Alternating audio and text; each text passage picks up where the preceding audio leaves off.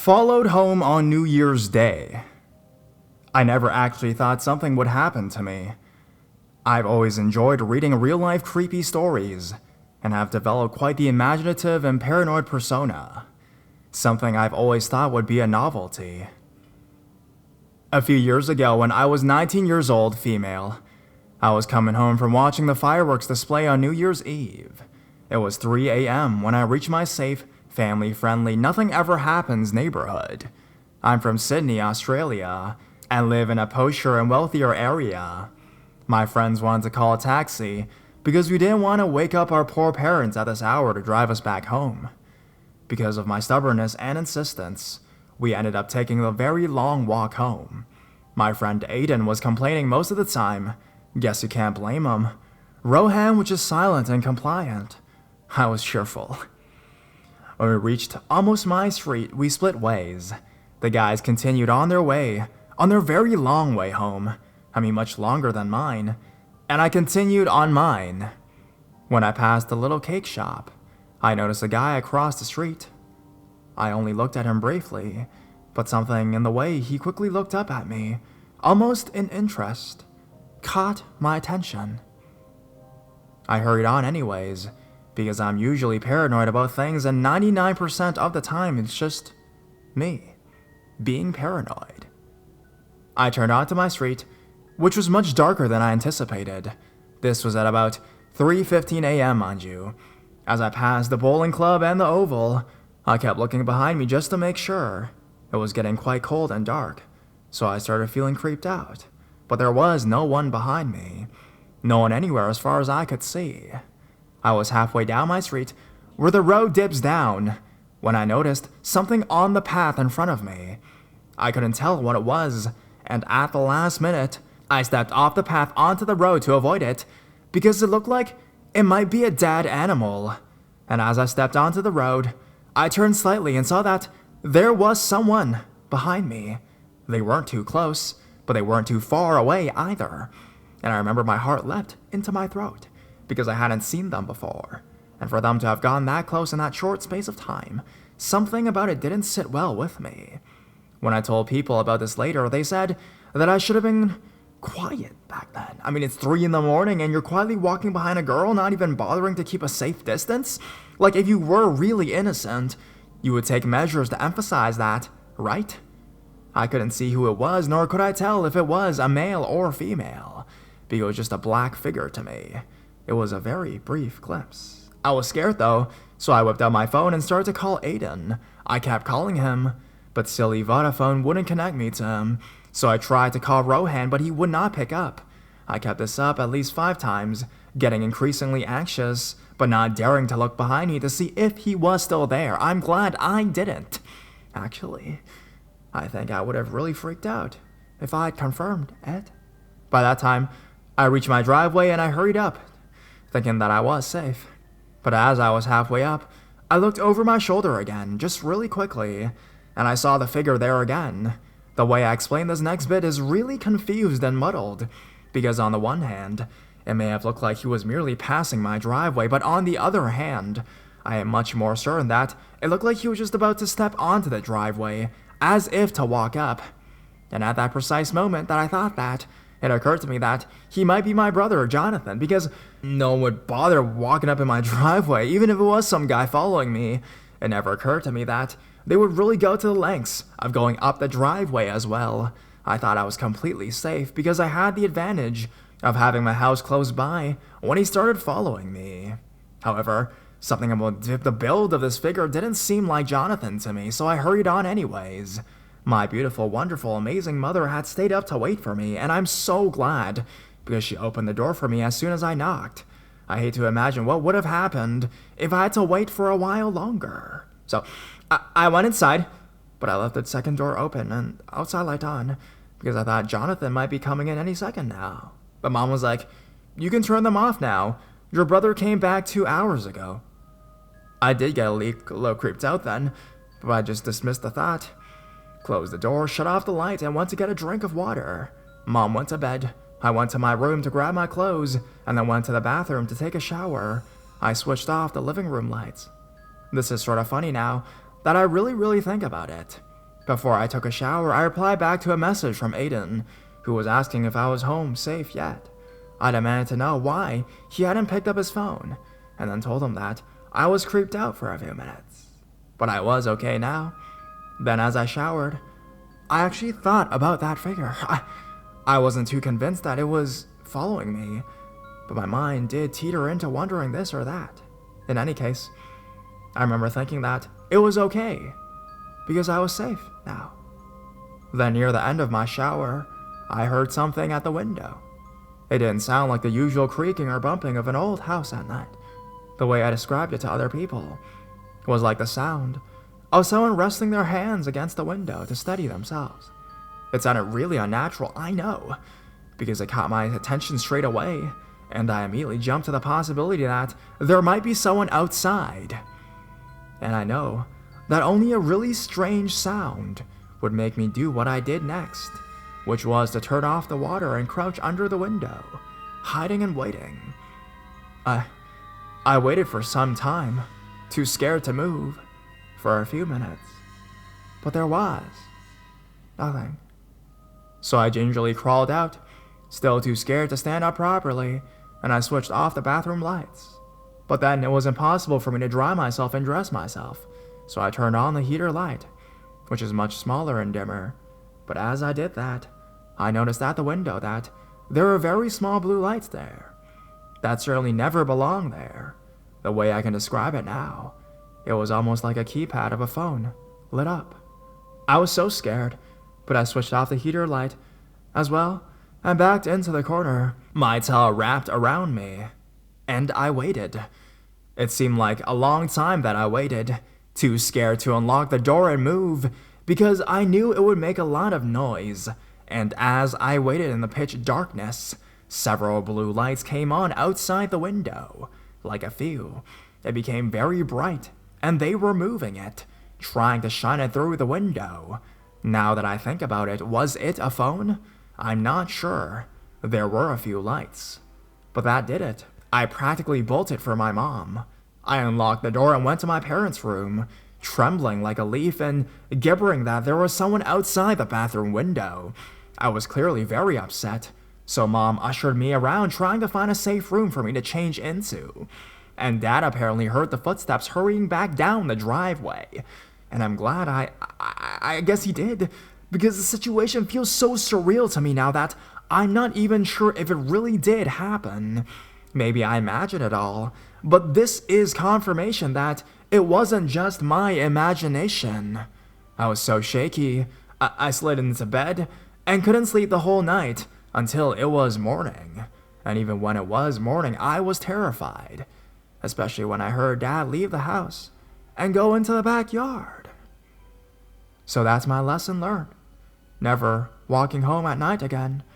I'm even a bit worried during the daytime. We never did find out who it was. People wonder if it was the same person I passed earlier, but I don't think so.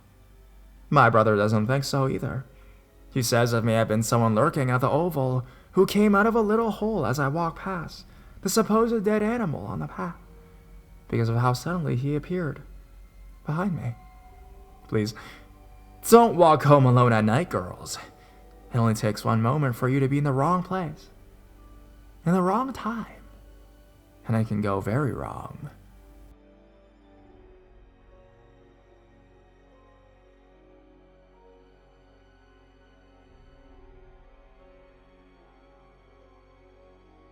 Thank God for my landlord. This literally happened 10 minutes ago. I was driving back to town. It's 1:30 a.m., and I was basically the only car on the road. This guy starts riding my ass out of nowhere. I honestly don't even know where he came from. I decided to slow down so he would just go around me, but he slowed down too. This is a 2-lane highway. It's not like it would have been difficult for him to pass. He then passes me and cuts directly in front of me. Now, I had to slam on the brakes. Naturally, I honked and gave him the finger. It's dark, so I don't know if he saw, but my horn may have pissed him off. He decides to switch lanes and stayed in sync with my car. I refused to look over and my exit was coming up, so I figured I could make it without freaking out. Stupidly, I signaled to get off at my ramp and he followed. I drove towards my apartment and realized that I probably couldn't just get out of my car and walk it without this guy running me over. I decided to call my landlord. He's youngish and kind of a party animal, so I knew he'd be up. He told me to pull up to his apartment and he'd be waiting for me. I pulled up. He's standing there holding a metal bat and walks up to my window and asked if the car that just pulled in was the car following me. I said yes, so he started walking towards them. They threw their car in reverse and plowed out yelling the N-word. Landlord's a big black guy.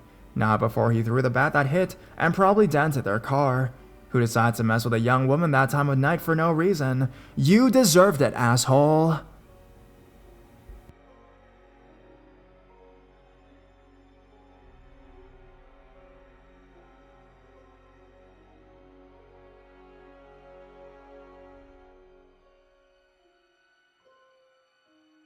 Fighting off a horny 10-year-old. For weeks, I've been lurking and finally decided to share a story. I wish this hadn't happened to me, but it did. I went to college in New Orleans a couple years before Hurricane Katrina. I was a senior when it hit. During my first year, I had no car, so I had to take the bus everywhere. On one afternoon, I went shopping in a not-so-great part of town, New Orleans East. Not particularly bad, but kind of poor and a little seedy, even though I was a young woman walking around the city alone. I never really felt unsafe. Well, that was about to change. I had a couple of shopping bags and was waiting at the bus stop, ready to go back to the dorm. At this time of day, this was a fairly desolate stretch of road. There were 2 buses that passed by the stop, but only every hour at the most. I had a bit of a wait ahead of me. The stop was near a levee, dirt, embankment meant to keep the water from the lake and river out of the city. The things that broke when Katrina hit. Behind the levee were only train tracks and water. Pretty much, I was standing on a deserted road, in a crummy part of town, with nothing but water pavement and railroad tracks. I felt okay though. I had my cell phone, it was still lights, and the bus would be along eventually. I waited and waited and waited, no bus. Then I heard a voice behind me. I turned and saw a boy coming over the levee and walking towards me. He looked to be about 10 years old, so I wasn't really leery of him, as I would have been of a grown man. I was a good foot taller at least. I didn't know where he had come from, as there weren't any houses anywhere near the direction he'd come from. Railroad tracks and a big lake were all that were there. He wasn't waiting on the bus. He came up to me and started asking what was in the bags and if I'd showed him. Typical kid, I guess, kinda strange, but not too creepy. I tried to brush him off and ignore him. It didn't work. He started grabbing for the bags and being more insistent that I give him something. I didn't have anything in there that would interest a kid, just some clothes and groceries. He refused to leave though. Then it got creepy. He started to grab at me, not the bags. He started rubbing his hips against my leg and trying to hug me and dry hump me. I was thoroughly grossed out and tried to walk away. He walked with me and tried to jump up and kiss me. I mean, he was a kid. This was way too sexual behavior for a kid, too sexual for anyone at a bus stop. I looked around for anyone who could help, but there wasn't anyone. I could have walked back to the stores, but then I'd miss the bus. I decided to just walk down the road to the next stop, hoping the kid would go back home or wherever it was he came from. That's when he decided to grab me again by the arm and try to pull me up to the levee. No. I pushed him off of me low to touch him. He was sticky, as kids tend to be, and sweaty. Plus, he's a creeper, but still a kid. I was a little bigger than he was, and I didn't want to hurt him. He told me that I should come to his house, which was apparently on the other side of the levee. As he pointed, I don't think so. No one builds a house on the water side of the levee. Levees are built to keep water away from the houses. He couldn't possibly live on the other side of it. I wasn't going anywhere with this kid, so I kept walking. He followed me, still insisting that I come to his house. He said no one was home, and there was a bed, and we could have sex. What? I was 19 years old at the time, and he looked to be about 10. Luckily, my boyfriend called my cell phone, and the kid seemed to take that a little more seriously than my method of shoving and yelling at him. Good, because I was about ready to hurt him just to get away. I stayed on the phone with my boyfriend and told him what the kid was doing. The kid ran up on the levee, back where he'd come from, and disappeared. I walked down to the next bus stop. As I waited, praying a bus would come soon, I heard rocks hitting the pavement. I turned and saw the kid crouching on top of the levee, throwing rocks at me. I'd been annoyed and creeped out before, but this was starting to actually get dangerous. There were good-sized rocks and sharp. A few minutes later, the bus came and I got inside. It wasn't the right one, but I didn't care at that point. I took a ride to the casino about a mile or two down the road, where the driver let me get a transfer to the right bus. I made it back to my dorm room and never went back to that part of town alone again. I kind of wonder what the deal was, though. I don't know if the kid had issues or not, or what would have happened if I'd gone with him to his house on the other side of the levee. For all I know, there could have been a group of guys back there using the kid to lure me out of sight so they could do God knows what to me.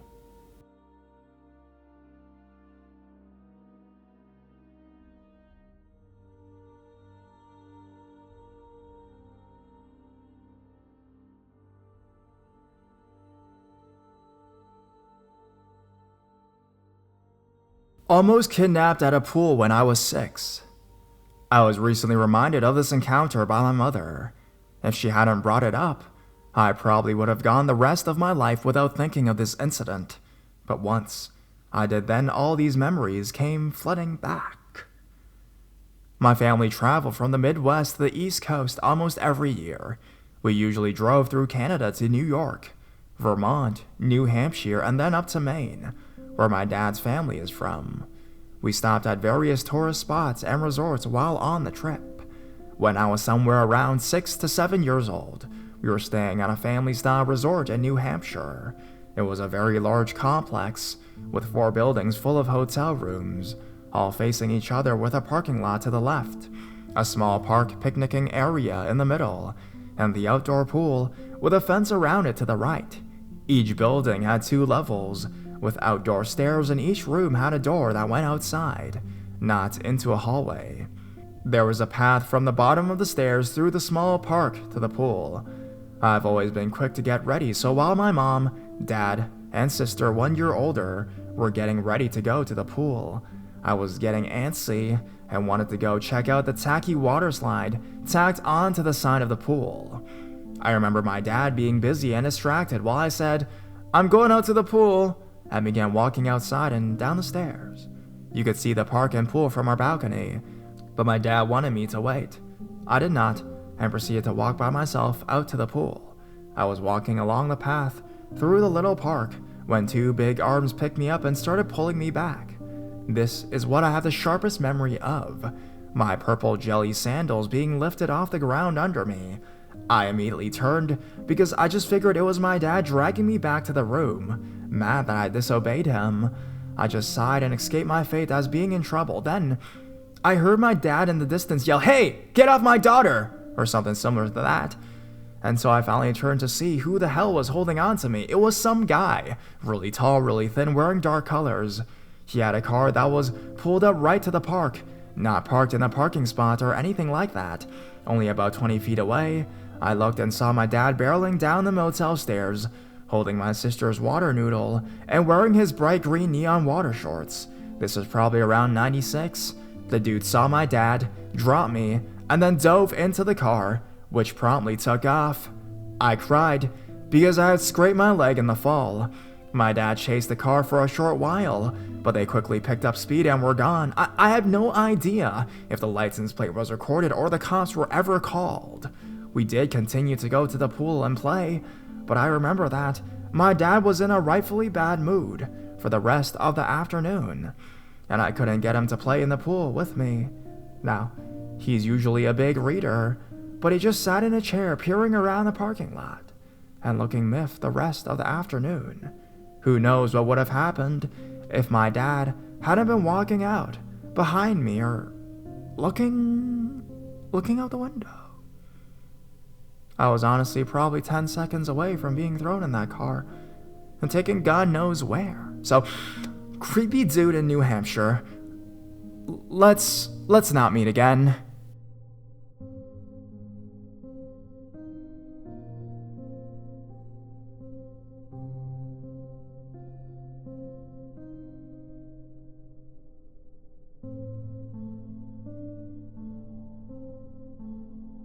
Story my dad told me. This happened to someone my dad knows. One night, this friend, we'll call him Dan, was walking home on a particular road to get home after hanging out at a buddy's house. It was the middle of winter, between late January and late February, and the moon was full and bright. As Dan walked, car came down the road and slowed as it approached him, then stopped. The guy driving was young, about mid-20s, and asked for directions. Dan told him where to go, and the guy asked if he wanted a ride home. Dan declined. The guy driving then asked Dan if he wanted to see what kind of underwear he was wearing. Dan turned and sprinted through some yards and a small patch of woods to get home, and the guy drove off slowly down the road. The guy driving that car was a young Jeffrey Dahmer. This was winter of 1977, a year before he killed his first victim in Ohio.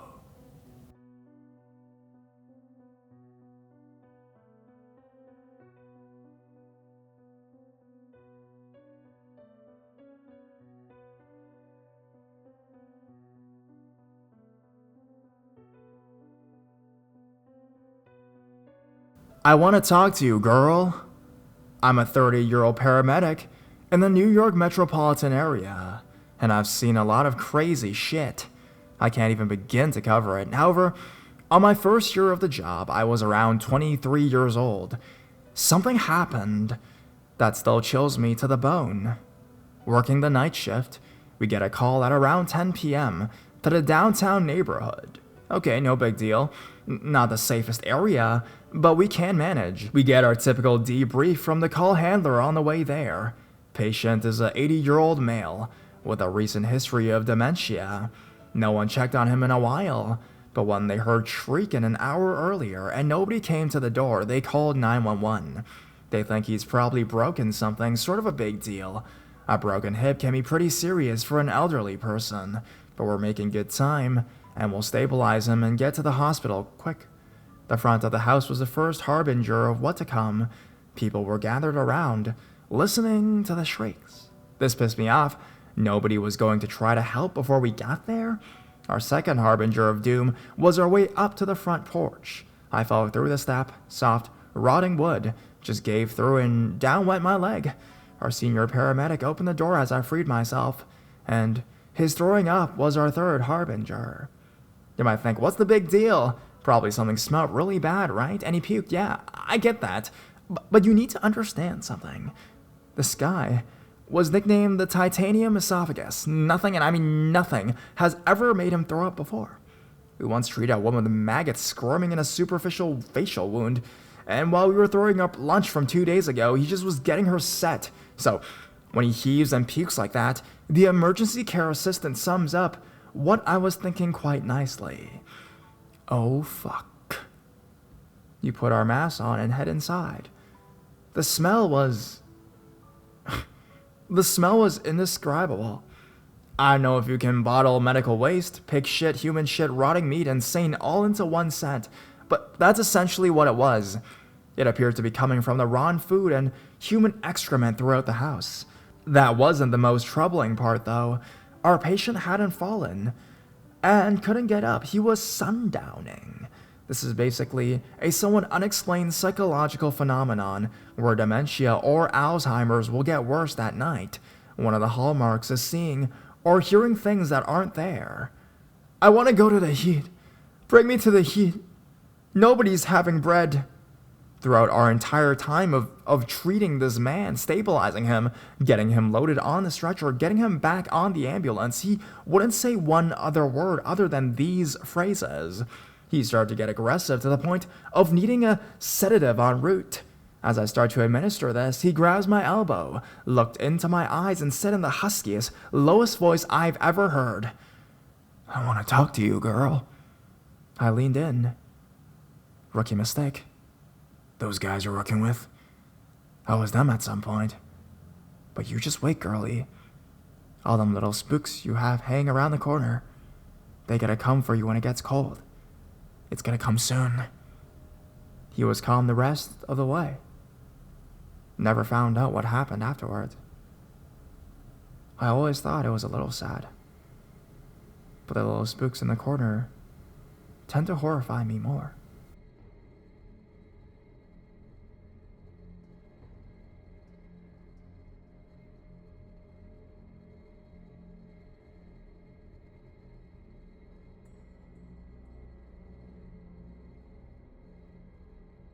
Your cubicle mate might be a murderer. Before I begin, let me apologize first for being a bit sparse on details. This is not my story. This one was told to me by an aunt one Memorial Day when I was visiting up north for a family reunion. Unfortunately, I did not find the sub until long after she told me this story, so I am unable to ask her about the specifics.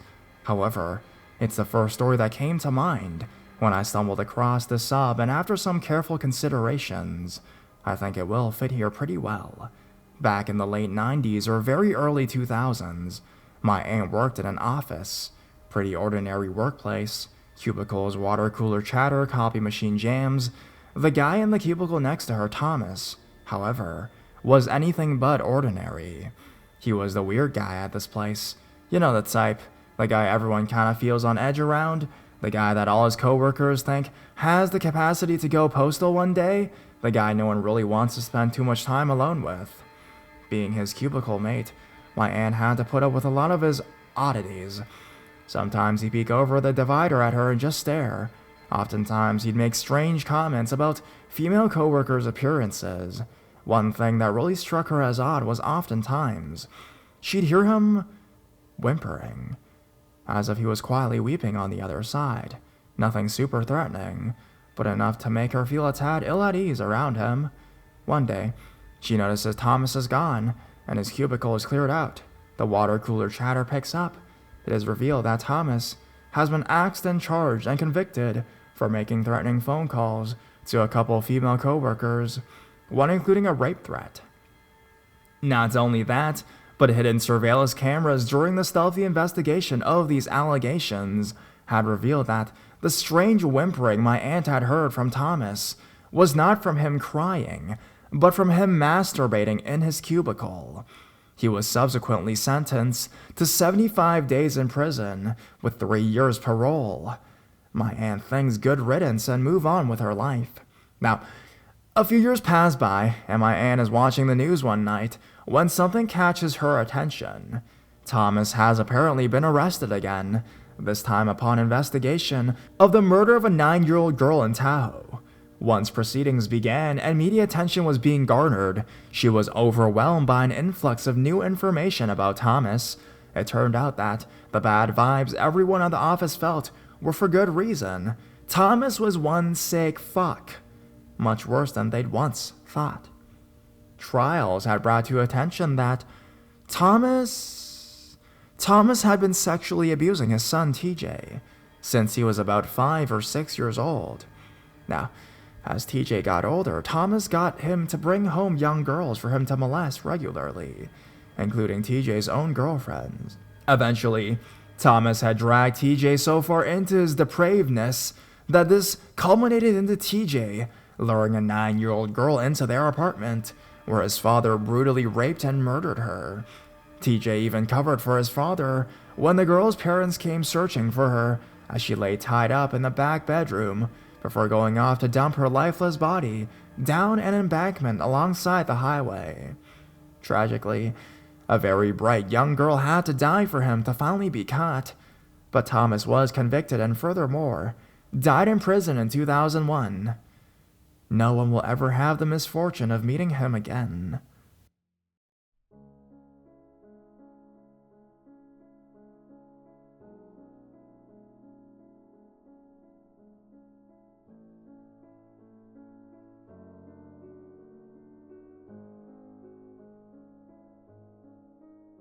A story about my grandmother. My grandmother is 83 years old. She grew up in Toronto in the mid-1900s. It was a family of her 2 sisters and her parents. She's half Irish and is still a redhead to this day. Her father, which I never knew, had anger and mental problems throughout his life. Since she was a redhead, she was sort of a third wheel in her childhood. so my great-grandparents disliked her. This story occurred when she was 18 years old in 1951. It was a cold January night in Toronto, and she snuck out into a party with a group of friends. She got pretty drunk and arrived very late in the morning. Her dad was standing at the door with a golf club in his hand and telling her to get in now. When she walked in, her father went hysterical, screaming, cussing, and simply fucking lost it. She ran up into her room and locked the door. She chilled there. 10 minutes passed by and something is knocking on her door. It was her dad. She was about to open it when he said, "Come on, I'm not gonna hurt you, Mary, I just want to talk." She froze in her steps. About 30 seconds of silence went by, and he said it once again. "Come on, Mary, any day now." What made it so creepy is that he said it in a happy and quiet tone. Immediately after, he yelled, "Open the fucking door now!" And finally after that, he starts tapping it with a hammer and gets more fierce and fierce with each hit. He knocks on the door. Without hesitating, she grabs $15 on her side bed and a pair of clothes and jumps out the window. She somehow lands on her feet and is completely fine. Eventually, she runs through the street, hearing the door break in her house. She doesn't go to the police station, but actually goes to the airport. There, she books a flight ticket for $10. The place that she flies to is where she still lives to this day. I won't mention the place that she lives for obvious reasons, but she managed to get a job at a hotel and got a husband and lived a pretty decent life. And as for the father, they somehow resolved things and eventually met up again. The father died, age 50, of a heart attack, and his wife died 20 years later of a reason which I don't know. Our family never talks about this story. It's not something to remember, I guess. It turns out, your family isn't completely normal.